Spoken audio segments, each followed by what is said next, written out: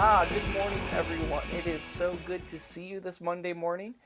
Thank you so much for joining us for Daily Devotions through Redeeming Life Fellowship. If we haven't met before, I'm Dan. I'm a teaching pastor here, and we're just excited that we have this opportunity to read God's Word together and to continue to follow the Revive School reading plan that's been leading us through essentially the entire Bible these past 2 years. And believe it or not, we're finally getting to Revelation, the last book in the New Testament, this wonderful book that has this combination of apocalyptic and prophetic and letter features that make it just such a fascinating book to read. Indeed, that as it unfolds like a drama of cosmic history about that encourages our hearts about God's sovereignty and His work in human history, and His plans and His purposes, not just for our lives, but for all of creation. And we're going to see that as we focus on Revelation chapter 5, which yesterday, Sunday, we talked about, or Pastor Jesse rather, talked about, showed us how because God, seated at the center of his throne room, that is the object of all worship in his divine throne room of the elders who are casting down their crowns, and these magnificent creatures with these eyes all over them worshiping him are bowing down, prostrating, making God the very center of all authority and power and dominion and splendor and glory and love and affection, devotion, worship, all centered on God as it should be, because he's worthy, because he is the creator. And uh, and this vision that John has of this divine heavenly throne room comes essentially in two pairs, which are chapters 4 and 5. And so today we're going to hopefully try and see how 4 and 5, this part A, part B vision of the heavenly throne room, makes sense together and how it fits in with the rest of the book. Because the picture that John is painting and showing us what it is that he's seeing as he's in the Spirit and lifted up and brought through a door and seeing all of reality through this window of divine revelation and seeing things from God's point of view, that he has something for us to say that we need to or that we need to see so that we can grasp it and that we can uh, live as the people of God in light of what he sees. And so, yeah, today in our reading plan, we're focusing on chapter 5.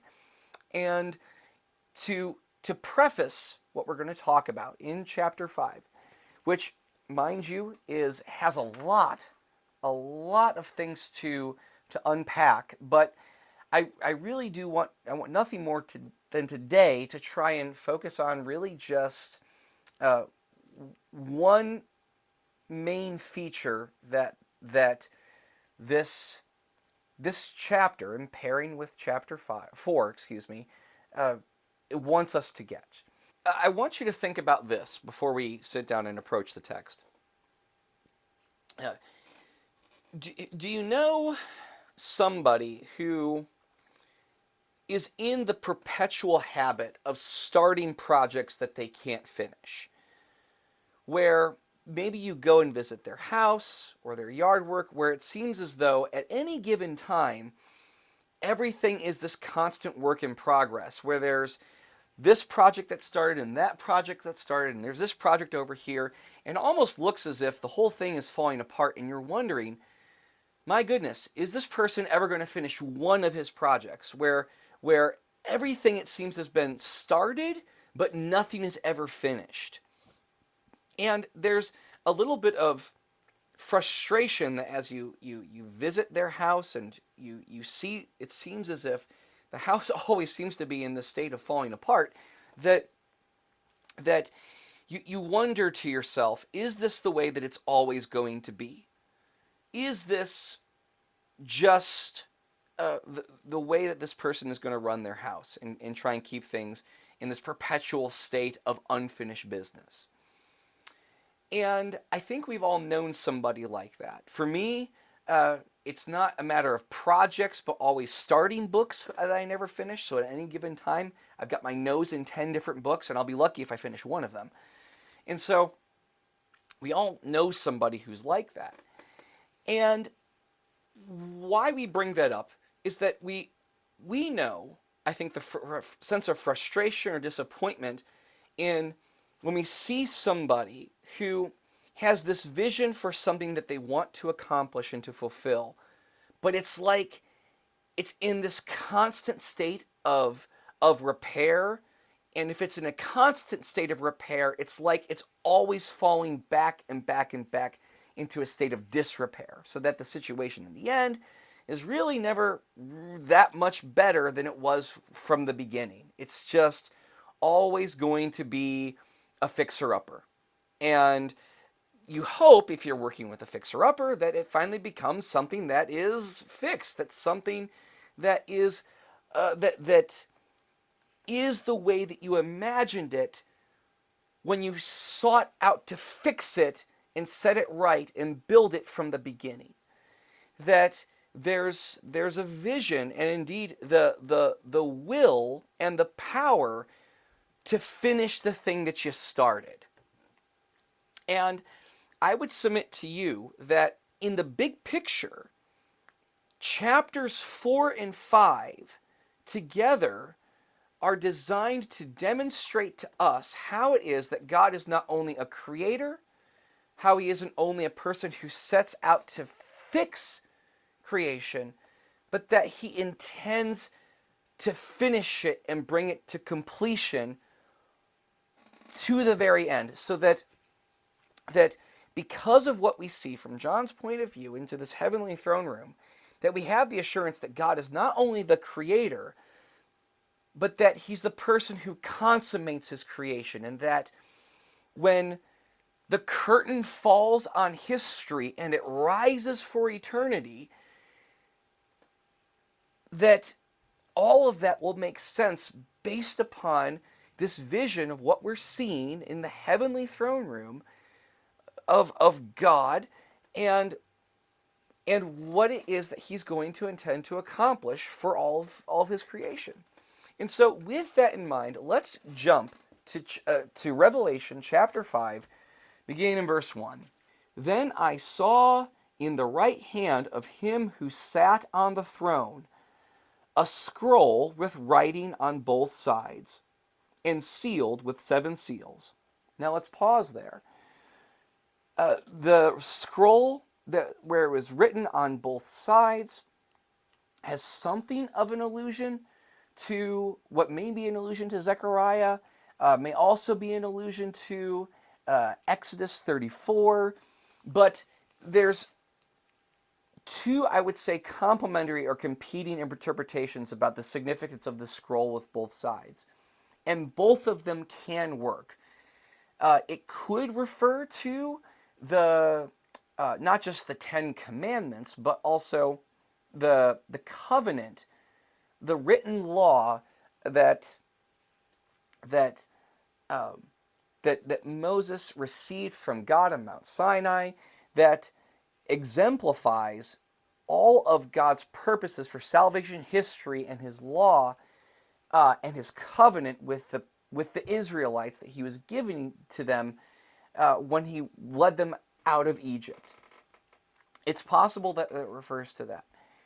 There's another, I think, a little bit more compelling hypothesis that this scroll with writing on both sides refers to what you might call the book of history.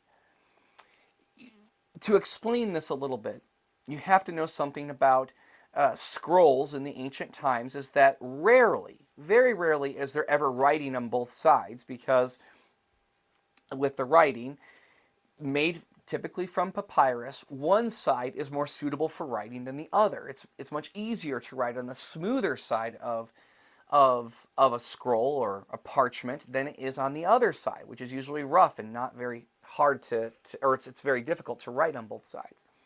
But if you ever wanted to write things on both sides, you do so in a way that you have to try and fit everything into a single document. So you're utilizing all the space, all the available space on a scroll to get everything to fit into one thing. And uh, with that in mind, what it seems to be that holding in God's hand is the book of all history. That everything it is that's happened within cosmic history from its creation to this point now, it's like it's summed up and sitting in God's hands, sealed with these seven seals, so that all of God's purposes are bound up within this seven sealed scroll of all of human history that is in the hands of God. So much bigger, indeed, unfathomably bigger than anything the the the hard drive spaces at a search engine company like Google could ever imagine to store. This is much bigger and comprehensive than even something like that. This is the book of history. And so let's continue. And it says, verse 2, "And I saw a mighty angel proclaiming in a loud voice, 'Who is worthy to break the seals and open the scroll?'" In other words, who is the person who's worthy to break these seals and actually unfold God's purposes for all of humanity? And it says, "But no one in heaven or on earth," that is, no matter how big or how small it is that you get, nobody could open the scroll or even look inside it. "I wept and wept because no one was found who was worthy to open the scroll or look inside." John is weeping because there's no one who's worthy to be the agent of God's action in human history to bring about God's purposes for all of creation. So if no one's worthy to open these scrolls, that means that history has no essential meaning. Our sufferings and our troubles have no essential meaning.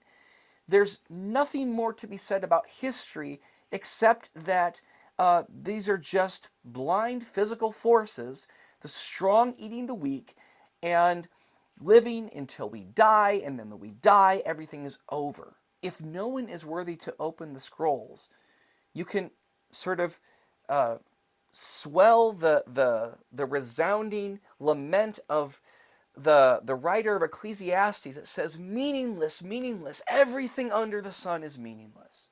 And that's why John weeps, and he weeps because no one's worthy to do this. Nobody could have the right to unfold God's purposes for all of human history. And it says, verse 5, "Then one of the elders said to me, 'Do not weep. See, the Lion of the tribe of Judah, the Root of David, has triumphed. He is able to open the scroll and its seven seals.'" So God has made a way for his purposes to be made manifest throughout each of the stages of history, of all of human history, as it unfolds and as it will continue to unfold. And this is where in apocalyptic literature, consistent with apocalyptic literature, where there's mixed metaphors and there's this contrast between what John hears and what he sees. So he hears the elder say, "The Lion of the tribe of Judah, the Root of David, has triumphed. He is able to open the scroll and its seven seals." But what he sees, he says, "Then in verse 6, I saw a lamb, looking as if it had been slain, standing in the center of the throne, encircled by the four living creatures and the elders. He had 7 horns and 7 eyes, which is to speak of his omnipotence, his being all-powerful, and his omniscience, his being all-knowing, which are the seven spirits of God sent out into all the earth. He came and took the scroll from the right hand of him who sat on the throne. And when he had taken it, the 4 living creatures and the 24 elders fell down before the Lamb. Each had a harp, and they were holding golden bowls full of incense, which are the prayers of the saints. And they sang a new song.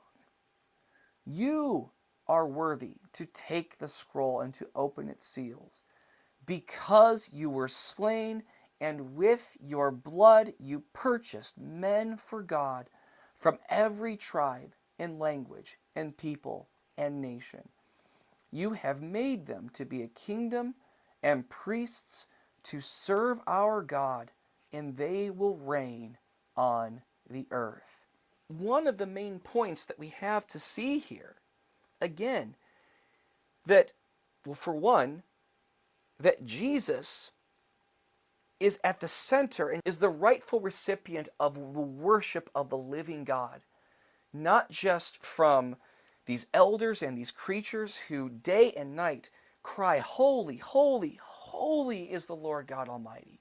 But then everybody is joining in and saying, "Yes, you are worthy to take the scroll and to open its seals, because you were slain, and with your blood you purchased men for God from every tribe and language and people and nation." What we're seeing here is not merely God the Creator, but God who consummates and brings meaning and fulfillment and his purposes towards his creation. That the God who finishes this, or who begins this thing and sustains it, will see to it that he will bring about its purpose, its meaning, its fulfillment till the very end. What's so fascinating about this, to my mind, that still continues to wreck me and just shatter my meager and small brain, is that is how in this new song that they're singing, is that they say that he is worthy because you were slain, and with your blood you purchased men for God. In other words, what Jesus accomplished on the cross was not a temporary setback towards the achievement of something bigger and better. That it's through the cross, through his sacrifice, that Christ is victorious over sin and death, and that God's purposes can be made manifest in the cosmic scale, which includes your life and my life, Beth, Brianne, Bryce, Faith, Stephen, Glenn, Luke, Jesse, Ellie, everybody. Me too. That it's because of what Christ has done that has made it possible that God's purposes for his creation are not just simply these lofty abstract ideals, but that the purposes of God for all of creation are being made manifest through Jesus Christ. And apart from his sacrifice on the cross, they will never be brought to fruition. So that Christ is not only the object of our worship, but he is 100% necessary if God's purposes for redeeming and making whole and new and completing his purposes for creation, they have to be made manifest. They can only be made manifest through Jesus Christ by virtue of his sacrifice, because it's by his sacrifice that he has conquered sin and death and purchased, he's redeemed people from every tribe, tongue, and nation to belong to him. And and that apart from that, there is no hope.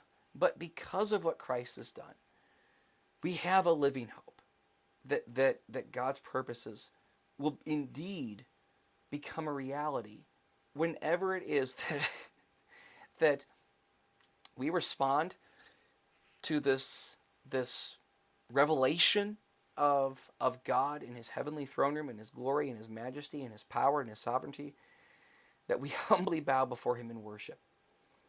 So this is John's vision to us to demonstrate that the God who started his work has the power and indeed the sovereign will as creator to finish and to make right and to make whole and to make new the thing that he started. And that gives me hope to know that even in a world that I'm looking around and wondering, God, how long can this nonsense and evil, uh, how long is it going to have the day? How long is it going to always seem to have the upper hand over good? But that if what John saw is real, that gives me hope that indeed, because of what Christ has done, that he's going to see to it that the work that he started in your life and in my life and in the world around us, that he's going to bring it to completion to the very end, and that he invites you and I to be a part of that and respond to it today. And I hope that that's what we see in Revelation, and that our hearts respond accordingly to who God is and his desires and his purposes for your life, for mine, and for indeed all of the world that he's made. So thank you so much for taking the time to enjoy, or I hope you enjoy, this daily devotion. I hope you've subscribed by now so that you get daily notifications to follow along with the reading plan. And I pray God would bless you and keep you and sustain you and indeed draw you nearer to his heart as we draw near to God, and he continues to change us from the inside out and fashion us and shape us into his image and likeness. So God bless you, and I look forward to the day that we all get to be together in person again and worship the Lord together. So God bless you. Take care.